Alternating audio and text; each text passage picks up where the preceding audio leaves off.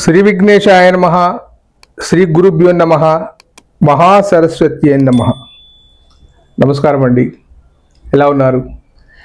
ఈరోజు మేషరాశి వారికి ఆగస్టు మాసంలో ఎలా ఉండబోతుంది, వారి స్థితిగతులు మెరుగ్గా ఉంటాయా లేక వారికి ఏమైనా ఇబ్బందులు ఉన్నాయా, గ్రహ సంచారం వల్ల జరిగే మార్పులను తెలియజేస్తానండి. ప్రతి మాసము రాశి ఫలితాలు చెప్తున్నాను, చాలా ఫోన్లు వస్తున్నాయి, చాలా సంతోషం. నా వల్ల ఎవరికి లాభం జరిగినా కానీ సంతోషపడేవాడిని.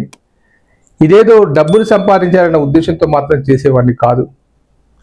ఇకపోతే జ్యోతిష సమస్యలు చాలామంది అడుగుతున్నారు, వారికి సమాధానాలు చెప్తున్నాను. మీకేమైనా జ్యోతిష సమస్యలు ఉంటే నాకు బయోడేటా పంపించండి, మీకు ఖచ్చితంగా సహాయం చేస్తాను. ఈరోజు మేషరాశి వారికి ఆగస్టు మాసంలో ఎలా ఉండబోతుందో చెప్తున్నాను. రవి 4వ ఇంట ఉన్నాడు, కుజుడు 6వ ఇంట ఉన్నాడు, బుధుడు 4వ ఇంట ఉన్నాడు, గురువు 3వ ఇంట ఉన్నాడు, శుక్రుడు 12వ ఇంట ఉన్నాడు, జన్మంలో శని నడుస్తుంది, రాహు 11వ ఇంట ఉన్నాడు, కేతు 5వ ఇంట ఉన్నాడు. ముఖ్యంగా మనకున్న 9 గ్రహాలలో ఈ మేషరాశి వారికి లాభంగా చేకూర్చే గ్రహం ఏదన్నా ఉందంటే అది రాహువు. అది 11వ ఇంట ఉన్నాడు. ఒక గ్రహం మాత్రం లాభంగా ఉంది. రాహుతో పాటు జన్మంలో శని నడుస్తూ ఉంది. మేషరాశి వారికి వాస్తవంగా చెప్పాలంటే జన్మ శని వల్ల చాలా కష్టాలు, చాలా కష్టాలు ఉన్నాయి. అవి తీరాలంటే ఇబ్బందిదాయకం. ఏదైనా భగవదానుగ్రహంతో మీరు ఏ దేవాలయానికి వెళ్ళి రుద్రాభిషేకం కానీ ఇతరత్ర విషయాలు ఏవైనా ఉంటే పూజలు పునస్కారాలు చేసుకోవడం చాలా మంచిది. రాహు 11వ ఇంట ఉన్నాడు. రాహు వల్ల మీకు లాభం జరుగుతుంది, అనుకోని లాభాలు వస్తాయి. కానీ శుభకార్యాలు మాత్రము జరగవు, ఇబ్బందిదాయకంగా ఉంటుంది. దయచేసి మీరు ఎవరికి డబ్బులు మాత్రము మీ చేతి గుండా ఇవ్వకూడదు, ఇస్తే అవి తిరిగి రావు. వివాదాల జోలికి వెళ్ళకండి. ఏదైనా భూస్థలాలు కొనడం అమ్మడం కానీ ఉంటే మీరు అవి మాత్రం చేయవద్దు. ఈ మాసం చాలా ఇబ్బందిదాయకంగా ఉంటుంది మేషరాశి వారికి. దూర ప్రయాణాలు ఉంటే వాయిదా వేసుకోండి. కాలానుగుణంగా ఇప్పుడు వర్షాకాలం కూడా, దీనివల్ల ప్రమాదాలు జరిగే అవకాశం ఎక్కువగా ఉంది. ఇకపోతే మీ ఇంటిలో ఆనందమైన వాతావరణం నెలకొల్పడానికి కొంత సమయం పడుతుంది. మీరు ఆశించినంత ఫలితాలు ఉండవు. వివాహం కాని యువతి యువకులు ఎవరైతే ఉంటారో వారికి ఇది కష్టకాలం అని చెప్పాలి. ఇంకొక మాసం ఆగితే శుక్రుడు ఏమైనా సహకరిస్తాడేమో. గురువు మాత్రం మేషరాశి వారికి ఇప్పట్లో సహకరించేది లేదు. జన్మశని వల్ల జరిగే నష్టాలు చాలా ఉన్నాయి. ఏవైనా దురలవాట్లకు లోనే అవకాశం మెండుగా ఉంది. కాబట్టి దురలవాళ్ళ జోటికి వెళ్ళకండి. రాత్రి వేళల్లో సంచరించవద్దు, ఎందుకంటే ఈ సమయం మంచి సమయం కాదు. అనుకోని అపనిందలు పడతాయి. కుటుంబ పెద్దగా ఉన్న మేషరాశి వారికి అనుకోని ఆపదలు వస్తాయి. మీరు ఎంత ప్రయత్నం చేసినా కానీ ఫలితం దక్కపోవచ్చును. ఎందుకంటే శని జన్మంలో ఉన్నప్పుడు మొదట్లో చాలా ఇబ్బందిదాయకంగా చేస్తాడు. 2 వంతులు అయిపోయిన తర్వాత మీకు లాభం చేకూరుతుంది. మరి ఈ జన్మశని ఎన్ని రోజులు ఉంటుంది? చాలామందికి అడుగుతున్నారు. మేషరాశి వారికి ఇంకా 2.5 సంవత్సరాల మేషంలో, తర్వాత వృషభానికి వెళ్ళడానికి ఇంకా 2.5 సంవత్సరాలు, దాదాపు 4.5 సంవత్సరాల కాలం వీరికి జన్మశని నడుస్తూ ఉంటుంది. ఏం చేయాలి మరి? ఈ జన్మశని తొలగించుకోవడానికి ఏం చేయాలి? సహజంగా అయితే అందరం తెలిసిందే విషయమే. శనికి నవగ్రహాలకు ప్రదక్షిణ చేయడం, శనికి తైలాభిషేకం చేయడం, నల్ల నువ్వులు, తర్వాత నల్ల కండువా కప్పడం, ఏదైనా నువ్వులు దానం ఇవ్వడం సహజంగా జరిగేది. కానీ బాగా కష్టంగా ఉన్నదనుకున్న వారికి నేను ముఖ్యంగా సూచిస్తున్నాను. అది ఏమిటనంటే, ఈ శని ఉన్నవారు శని యంత్రాన్ని పూజించండి.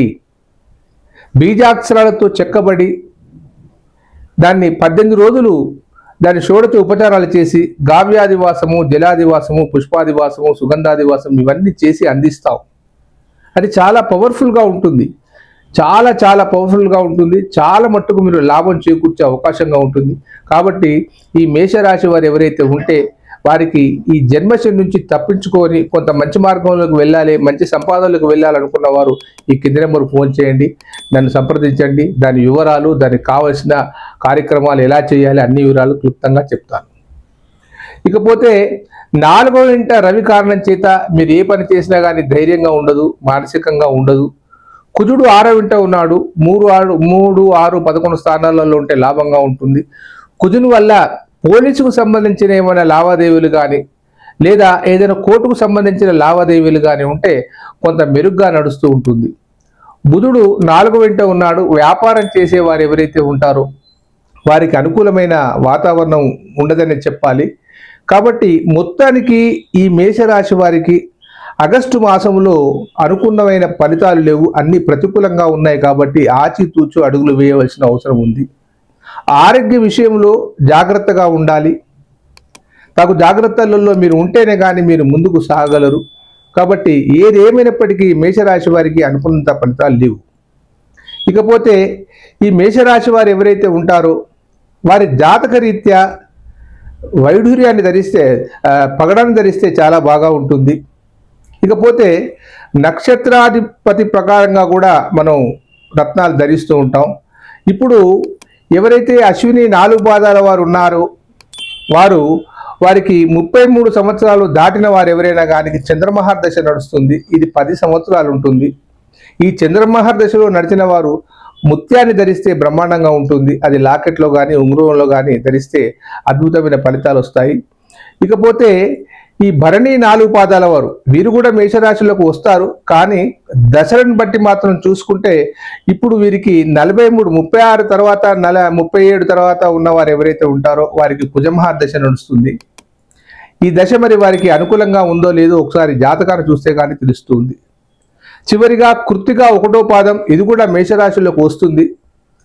వీరికి ఎవరైతే 24 వెళ్ళి 25లోకి అడుగు పెట్టారో వారికి రాహు మహర్దశ నడుస్తూ ఉంటుంది మేషరాశి వారికి. కాబట్టి వారి యొక్క దశను బట్టి వారి దిశ నడుస్తూ ఉంటుంది. ఈ 18 సంవత్సరాలు రాహు మహర్దశ చాలా కష్టకాలం. దాంతోపాటు మేషరాశి వారికి శని అనుకూలంగా లేడు. ఇవన్నీ పరిగణలోకి తీసుకున్న తర్వాత మీరు ఖచ్చితంగా ఒకసారి జాతకాన్ని పరిశీలింపజేసుకోండి. మీ సమస్యలకు పరిష్కార మార్గాన్ని ఖచ్చితంగా చూపెడతాను. ఇకపోతే నేను ఎప్పుడైతే మాట్లాడుతూ ఉంటానో ఖచ్చితంగా గణితం ఆధారంగా, జ్యోతిష్యం ఆధారంగా మాత్రమే మాట్లాడుతూ ఉంటాను.